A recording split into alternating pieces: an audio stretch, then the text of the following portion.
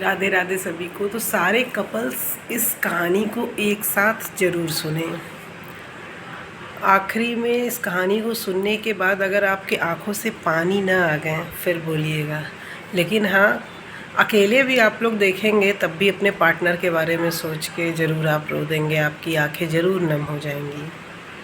तो कहानी की शुरुआत होती है, एक लड़का रहता है, जब उसकी उम्र करीब 20-22 साल की होती है, पढ़ाई उसकी पूरी होती है, फिर उसकी एक नौकरी लग जाती है। कोई भी सरकारी प्राइवेट, कोई भी, पहले के ज़माने में तो सरकारी प्रेफर किया जाता था ज़्यादा। नौकरी लगती है, मतलब ये पर्सनली उस लड़के की ही कहानी है और बाद में उसके साथ उसके पार्टनर की।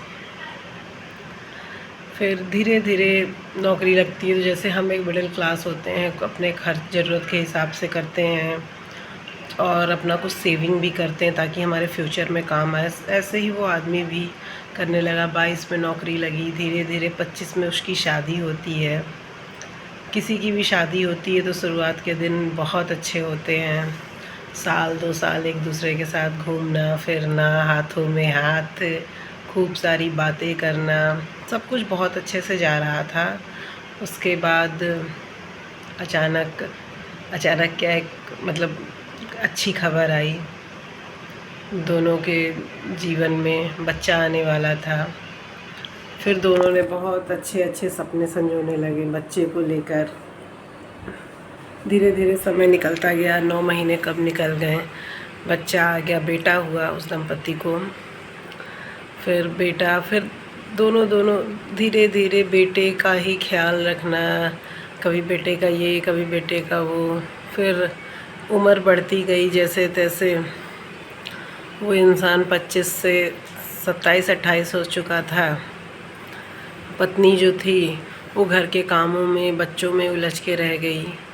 पति अपने बाहर की जिम्मेदारियों में और अपने दफ्तर के काम में लग गया। फिर धीरे धीरे ऐसे ही समय बीतता चला गया। एक दिन 40 का करीब हुआ। फिर वो ये सोचता है कि पहले जो हमारी 5 साल पहले शादी हुई थी तब भी क्या वैसे हम लोग, आज तो हम लोग एक दूसरे, भले एक घर में एक साथ रहते हैं लेकिन एक दूसरे को तो समय ही बिल्कुल नहीं दे पाते हैं। धीरे धीरे बच्चा बड़ा हुआ, स्कूल जाने लगा, बच्चे की किताबें, स्कूल का सब कुछ, मतलब यही सब में कब उनका जो दिन के 12 घंटे निकल जाते थे, फिर शाम को थक हार के दोनों सो जाते थे, पता ही नहीं चलता था। जैसे ही उम्र उसकी 35 की हुई, उसने अपनी पत्नी को से कहा कि चलो ना कहीं फिर से पहले जैसे घूम के आते हैं, कुछ पल हम साथ में बिताते हैं। पत्नी का कहीं ना कहीं मन तो था, लेकिन घर की जिम्मेदारी, बच्चों को देखना, पहले जैसा वो चीज़ नहीं हो पा रहा था।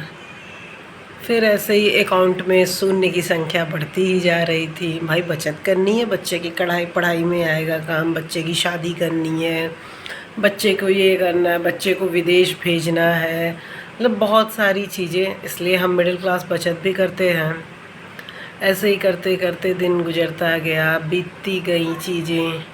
फिर समय, कभी भी शादी की सालगिरह ऐसे ही घर में मना लेना, मतलब वो वाली चीज़, एक दूसरे को जो दंपति होते हैं वैल्यू देना ही छोड़ देते हैं, क्योंकि वो कहीं ना कहीं ये भूल जाते हैं कि आखिरी तक सिर्फ वही दोनों एक दूसरे के साथ जाएंगे, ना किसी का बच्चा जाएगा, ना ही कोई रिश्ता जाएगा।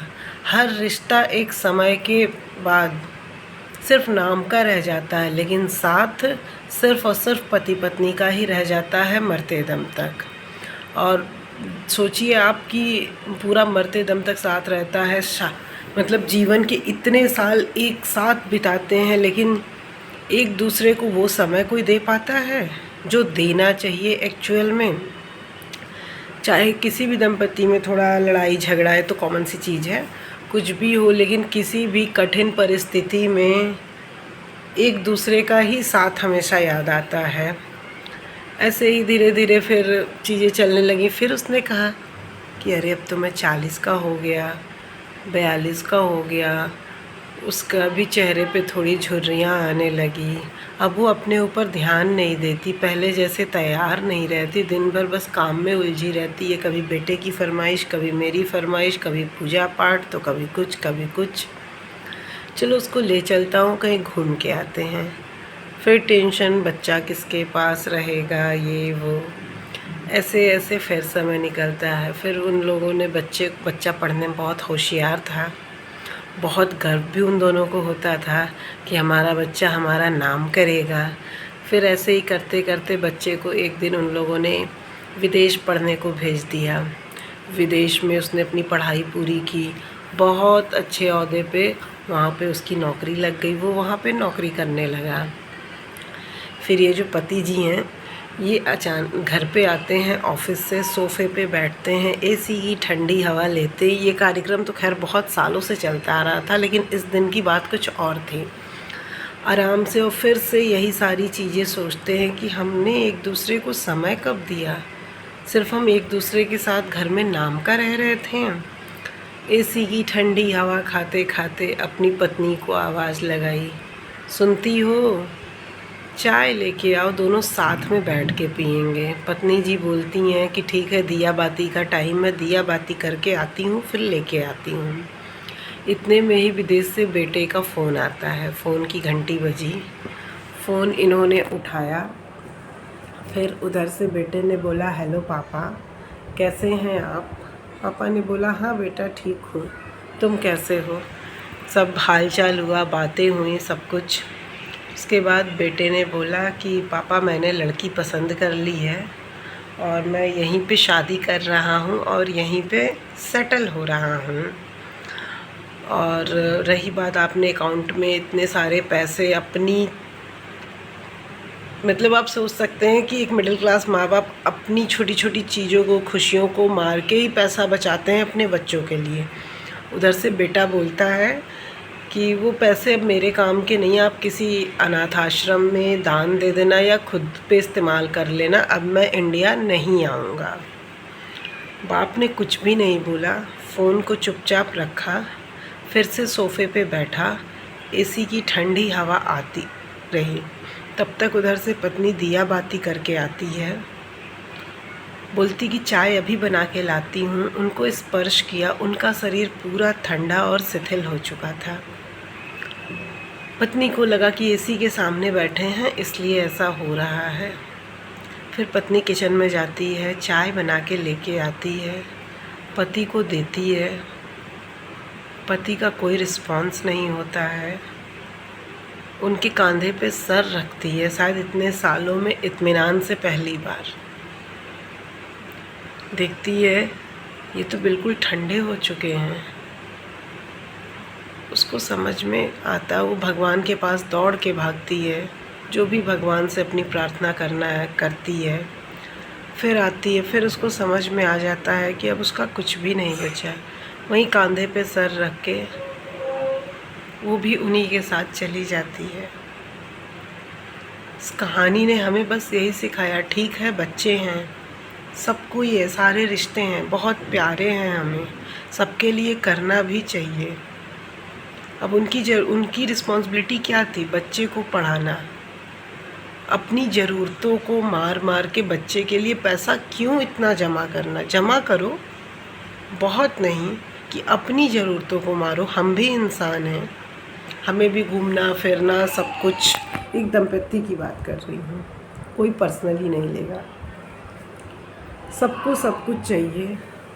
मेरे हिसाब से हम बहुत प्रॉपर्टी बना के, बहुत सारा बैंक बैलेंस करके, दिन भर बच्चों में घुस के कोई मतलब है? बच्चे कल को बड़े होंगे, बच्चे भी वहाँ पे गलत नहीं हैं। मैं ये नहीं कहूँगी कि पूरी तरीके से बच्चे गलत हैं। एक उम्र, एक समय के बाद हर इंसान के जीवन में ऐसा पड़ाव आता है कि वो सब कुछ सबके साथ शेयर नहीं कर सकती। एक पत्नी जो कर सकती है वो एक माँ नहीं कर सकती, जो एक माँ कर सकती है वो पत्नी नहीं कर सकती। लेकिन माँ के हर काम पत्नी कर सकती है, लेकिन पत्नी के सारे काम माँ कभी नहीं कर सकती। तो बच्चे भी बहुत हद तक कहीं गलत नहीं है। हमने खुद बच्चे को वैसा बनाया, हम तो गांव से जुड़े, एक छोटे शहरों से ऐसे जुड़े हुए, हमने बच्चों को इतना अच्छा माहौल दिया, इतने अपनी ज़रूरतों को काट काट के इतना मतलब बड़े स्कूलों में पढ़ाया, विदेशों में भेजा, तो बच्चे तो हमने बच्चों को सिखाया विदेशी कल्चर ना, तब तो हमारे बच्चे विदेशी कल्चर सीख रहे हैं। फिर विदेशी कल्चर सीखने के बाद वो ऐसा कर रहा है तो हमें बहुत तकलीफ़ हो रही है।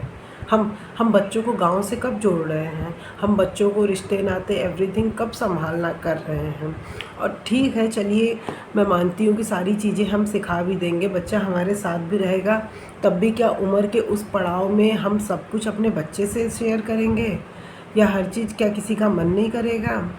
इसलिए जीवन को जिए, समय एक बार निकल जाएगा तो कभी लौट के वापस नहीं आएगा। नौकरी चाकरी पैसा रुपया सब कुछ ना कोई लेके आया है ना ही कोई लेके जाएगा, बस एक दूसरे का साथ और सुकून ही इस दुनिया में है। और आज की डेट में तो ये बहुत ज़्यादा ज़रूर है।